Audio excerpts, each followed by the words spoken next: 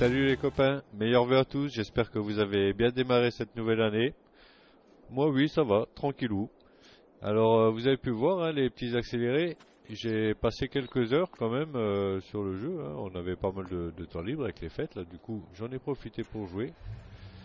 Bon, j'ai fait des choses qui ont pris du temps, donc c'est pas spectaculaire à voir, mais voilà, ça m'a pris beaucoup d'heures. On va aller voir ça tout de suite. On va commencer par, vous avez vu que j'ai aménagé une écurie. J'avais vraiment envie d'avoir un cheval parce que avec tous ces petits sentiers forestiers là, franchement, je trouve que c'est une map qui se prête vraiment à la balade à cheval, là, hein. Du coup, je pense que je pense que c'est la meilleure pour moi au niveau des balades à cheval parce qu'à travers les bois là, on a vraiment que du petit chemin, etc. Une belle diversité de décors. Ouais, avec les endroits à cascade et tout ça, là, franchement, je pense qu'il y a des super balades à faire à cheval, hein. Donc voilà, vous avez vu comment j'ai procédé, hein. Donc là, je vous montre juste un petit peu de plus près. Parce que ce petit mode là, franchement, j'ai trouvé cette écurie vraiment très sympa. Alors bon, j'aurais pu en prendre qu'un des chevals, j'aurais assez, mais bon, j'en ai mis trois parce que j'aime pas avoir un cheval tout seul comme ça. Voilà. Et 3, je trouve que c'est un bon nombre. On peut en mettre 5 dans cette écurie, mais bon, avec 3 j'ai assez. Voilà.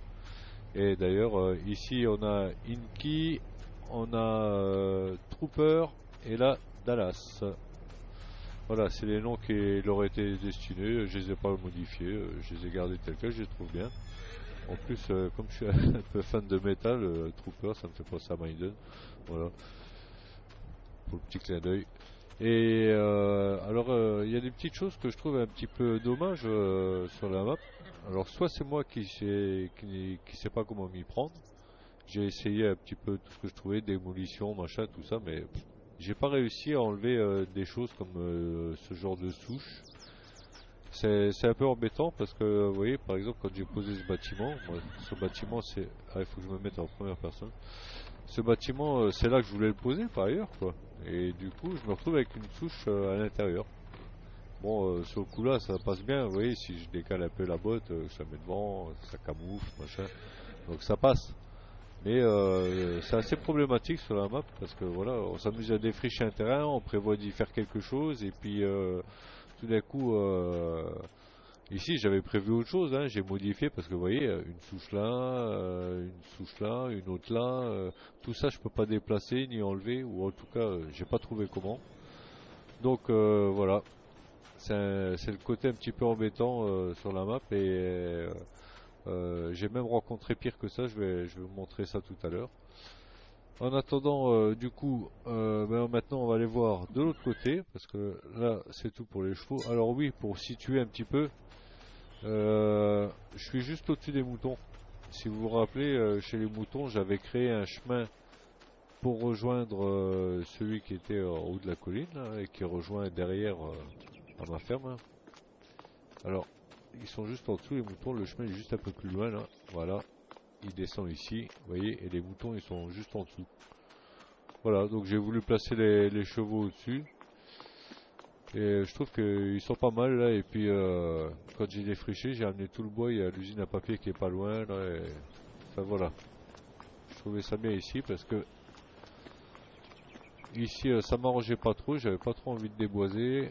Ici il y a le point d'eau, donc je voulais pas non plus, enfin voilà. Pour diverses raisons, j'ai choisi de me mettre là-bas.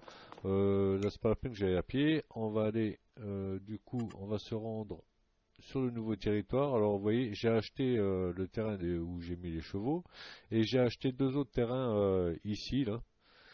Si vous voyez mon curseur, voilà, ces deux terrains-là. Mais ça s'est pas tout à fait déroulé comme je le voulais, mais ça fait rien, on va aller voir ça. Donc là, hop, on va aller sur place tout de suite. Voilà.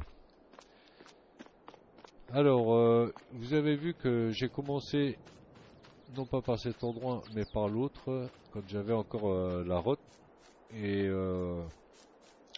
par rapport à la Komatsu, quand on place la batteuse devant l'arbre, après le placement de la tête se fait pratiquement tout automatiquement. Et avec la rotte, ça marche pas bien. Je sais pas pourquoi, en tout cas chez moi ça déconne. Du coup, j'ai regardé pour l'avoir des pros d'autres choses. Et comme j'avais les moyens en la vendant, il y avait ce modèle à 750 000. Alors j'ai vachement hésité parce que 750 000 euros, j'étais pas sûr que ça me convienne. En plus, elle avance qu'à 8 km/h. Voilà. Et ben en fait, je regrette absolument pas. C'est une merveille. Alors, les 8 km/h, c'est un inconvénient. Il faut toujours avoir le porte-char pour se déplacer parce que sinon c'est pas la peine.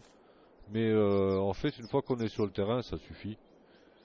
Et travailler avec, c'est un pur bonheur de pouvoir porter l'arbre entièrement avant de le couper, etc. Les chenilles qui suivent le terrain alors que la cabine reste de niveau, de pouvoir pivoter à 360 degrés, etc. Franchement, c'est un bonheur d'utilisation. Vraiment un régal. Et aucun bug.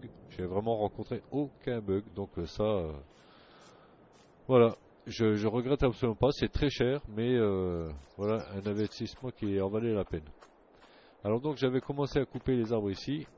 Et mon but c'était de rejoindre les deux terrains, de les aplanir pour faire d'un côté tous les bâtiments pour mon entreprise forestière et sur le reste la plantation. Mais voilà, j'ai rencontré un souci, j'en ai gardé un petit bout du souci justement pour vous montrer. Alors le premier point que je regrette un peu, c'est qu'on est très pauvre en pâture. Voilà, si je vais vous montrer dans le paysage, voilà, peindre, voilà. J'ai pas de béton, j'ai pas de roche, j'ai rien de tout ça, voilà, à part de la terre et de l'herbe et un peu de ça, le gravier là. Voilà, du coup, pour faire mes abords, là, quoi mettre? J'avais pas trop envie de mettre de l'asphalte. Voilà, j'ai que de l'herbe rasée. J'ai remis un peu de par-dessus, mais ça me convient pas. J'aurais préféré. Et puis l'humus, voilà, l'humus forestier. Ça me chagrine un peu. J'aurais bien aimé retrouver, voilà, un humus comme celui-là. Alors, il y a certainement un moyen, mais j'ai pas trouvé parce que là, c'est pas ressemblant pour moi, quoi. Du coup, voilà, ça me chagrine un peu. On est très pauvre en pâture et je trouve qu'on est limité dans ce qu'on veut faire. Bon, ça c'est pas gênant, on s'adapte, on fait avec. Mais le plus gênant, c'est que en fait, je peux pas mettre les à plat. Vous voyez, j'avais commencé à pâtir celui-là et puis j'ai pas pu continuer. C'est pour ça que j'ai fait les abords comme ça. Et je vais devoir séparer les deux terrains parce que en fait, c'est impossible de les rejoindre tout simplement parce que on peut tout aplatir sauf le chemin. Voilà, vous voyez ici, je peux voir en dessous du chemin que le terrain a été un peu trop aplati. Et le chemin, lui, par contre, reste au-dessus. Mais c'est carrément nul à chier, quoi. Excusez-moi, mais c'est vraiment nul à chier, quoi. Et ça m'emmerde un petit peu de pas faire ce que je veux avec le terrain, parce que voilà, je suis pas un pro de terraforming et placer un bâtiment sur des terrains vallonnés comme ça, c'est un vrai casse-tête, c'est une misère de pour maîtriser le terraforming. Donc moi j'ai préféré aplatir tout et arranger les abords, mais placer un bâtiment sur du dénivelé, je suis pas assez bon en terraforming pour le faire, ou alors ça me prend des plombes et des plombes et des plombes, quoi. Mais j'ai pas envie de faire que ça. Donc bon, c'est pas grave, je vais m'accommoder. Je vais séparer en deux, voilà. Il y aura une montée entre les deux. Ici, on va se montrer un peu plus sage de ce côté-là pour la plantation. On va essayer de mettre le maximum de ce que je voulais mettre dans le bâtiment. Ça devrait rentrer sur la surface là. On va voir. Ça sera pour la suite. Donc, voilà, comme je vous disais, c'est pas spectaculaire à voir, mais ça ça m'a pris bien du temps tout ça. Et j'ai juste placé ces deux bâtiments là pour vous donner un aperçu.